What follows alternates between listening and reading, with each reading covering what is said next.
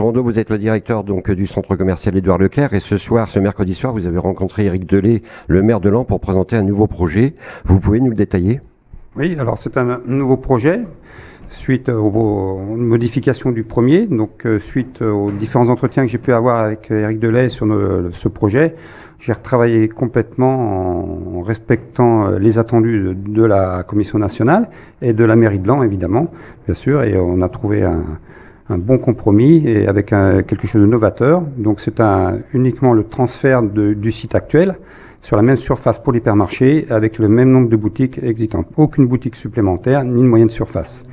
Et à la place des moyennes surfaces, on va créer quelque chose de complètement novateur puisque 4 hectares et demi seront destinés à la culture de maraîchage. Donc on va produire nos légumes pour les revendre directement pour nous. Donc avec le partenariat d'un jeune agriculteur. Donc vous allez créer un marché local de produits frais. Complètement. Voilà, on va continuer toutes les actions qu'on a pu mettre en face avec des producteurs qu'on travaille le local actuellement, Monsieur le Maître, enfin les pommes, les endives, tout un tas de choses, les viandes turquins. Et là, on va aller beaucoup plus loin puisqu'on va compléter l'offre en fabriquant sur place. Donc ce sera de la fourche et la fourchette.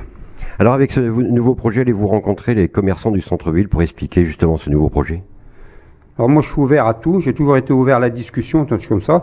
Donc mon mot d'ordre, puisqu'il faut être cohérent, puisque c'est un projet partagé. Moi, je suis ouvert à toute rencontre, mais bien sûr sous l'égide de la mairie. Alors dans votre nouveau projet, quelque chose d'important, vous allez inclure les Restos du Cœur. Oui. Alors dans le site actuel, bien sûr, il n'est pas question que le site actuel, puisqu'il m'appartient et puis il faut qu'on le revalorise. Il sera réorganisé avec une surface de bricolage et ensuite toute la partie des réserves actuelles, notamment toutes les réserves chambres froides et entrepôts secs qu'on peut avoir sur le site actuel, sera mis à la disposition des Restos du Cœur. On peut compter un projet pour dans 2-3 ans?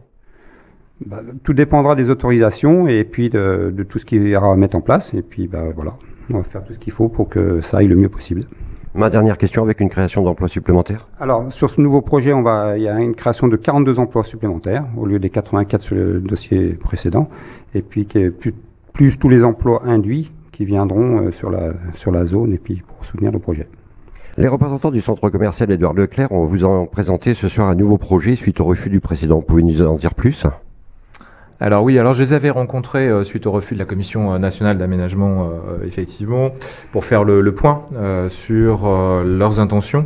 Et donc ils avaient décidé de ne pas faire de recours. Et donc je leur avais demandé de pouvoir repositionner leur projet, notamment de ne pas mettre en place, ne pas créer de nouvelles surfaces de boutiques en concurrence directe avec les commerces de centre-ville ou de nouvelles cellules, de nouvelles moyennes surfaces qui viendraient en concurrence avec le commerce de centre-ville sur lequel on a lancé des opérations de revitalisation avec le dossier FISAC ou le dossier Action Cœur de Ville du gouvernement.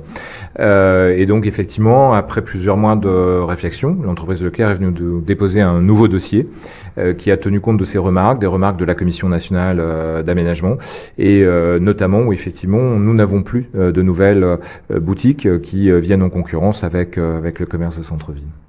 Alors de la présentation, vous avez déclaré pour vous, tout le monde a peur à perdre sur un affrontement frontal.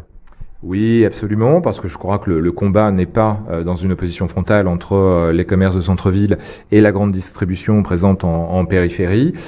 Compte tenu de l'évolution des modes de consommation, on a aujourd'hui une forte concurrence avec Internet, avec les géants du commerce sur Internet, que peuvent être Amazon, Alibaba, etc.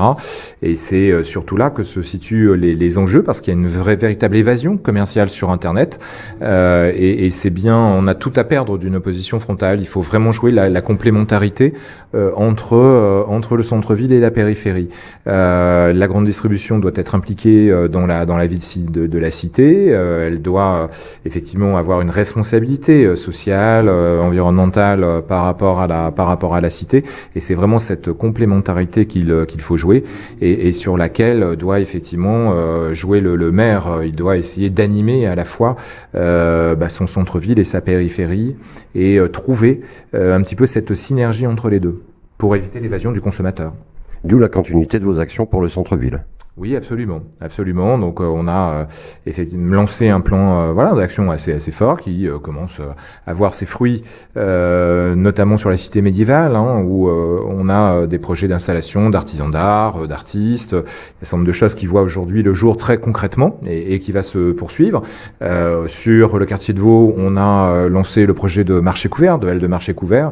On va lancer à l'automne un concours d'urbanistes. On vient de recruter un architecte urbaniste d'ailleurs sur la ville de Laon.